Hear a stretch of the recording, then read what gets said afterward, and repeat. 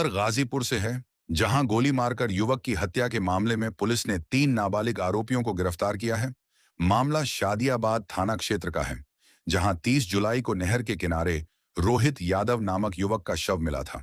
युवक की गोली मारकर हत्या की गई थी।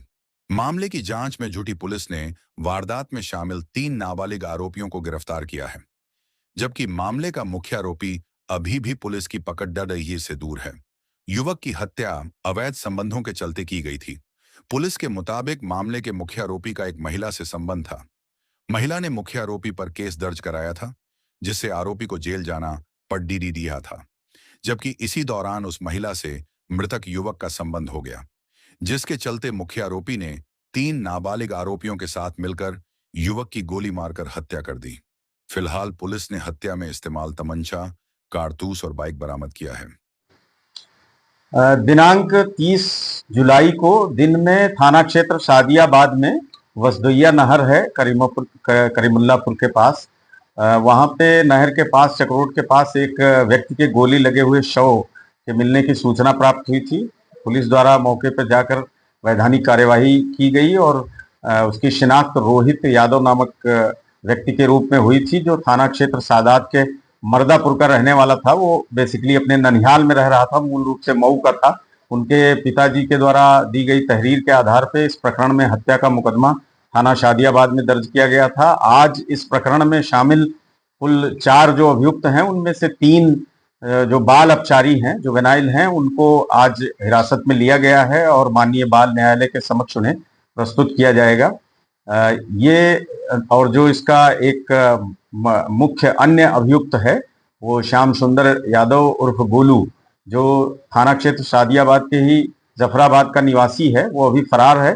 इसके ऊपर पुरस्कार घोषित करने की कार्यवाही भी सुनिश्चित कराई जा रही है। इन बाल अपचारियों के पास से एक तमंचा, कुछ कारतूस और घटना में प्रयुक्त की गई एक अपाचे बाइक बरामद हुई है। और इनसे पूछताछ में और जो इलेक्ट्रॉनिक एविडेंसेस और जो इस 2 हफ्ते की कार्यवाही में पुलिस द्वारा तत्परतापूर्वक कार्यवाही की गई सीओ साहब के नेतृत्व में और स्थानीय थाना शादियाबाद तथा स्वाट जनपद गाजीपुर की टीम ने आज इसका बढ़िया अनावरण किया है। और एक अभियुक्त हालांकि अभी शेष है, उसके लिए टीमें लगी हुई हैं, शीघ्र ही उसकी गिरफ्तारी सुनिश्चित कर लेंगे। और जो प्रकरण में अब तक की विवेचना में और पूछताछ से प्रकाश में आया है, ये लोग आपस में सब एक दूसरे के परिचित थे और इस प्रकरण में जो व्यक्ति अभी फरार है, गोलू यादव और श्याम सुंदर यादव तथा मृतक रोहित सहित ये तीनों अपचारी तथा कुछ और लोग एक दूसरे से संबंधित थे। इन लोगों ने बाकायदा जो गोलू है उसकी एक महिला मित्र थी पहले, बाद में किसी वजह से फिर शादी का झांसा देकर उसने रेप का मुकदमा लिखवाया, जिसमें ये जेल में निरुद्ध था।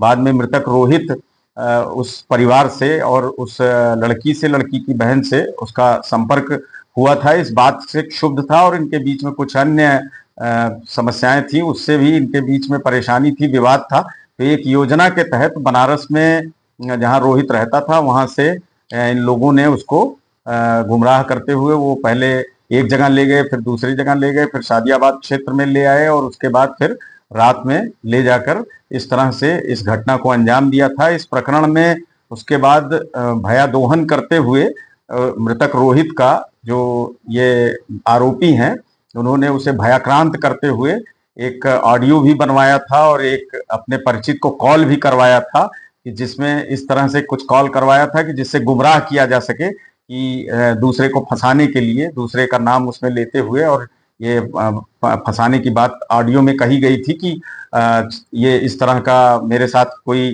ऐसे मेरा पीछा कर रहा है, उस व्यक्ति का नाम लेते हुए ऐसा ऑडियो बनवाया गया था। जबकि जो भी उस ऑडियो में था, अभी जो जांच में प्रकरण में प्रकाश में आया है, वो ये आया है कि इसको भयादोहन करते हुए ऐसा बनाया गया था। लेकिन पुलिस ने तार से तार जोड़ते हुए और सम्यक विवेचनात्मक जांच की कार्यवाही करते हुए इसमें निर्धारित किया है कि ये 3 जो बाल अपचारी हैं वो और एक गोलू, ये चारों लोग शामिल थे। उसके लिए टीमें लगी हुई हैं। जो अग्रेतर वैधानिक कार्यवाही है वो थाना शादियाबाद के द्वारा की जा रही है। सर,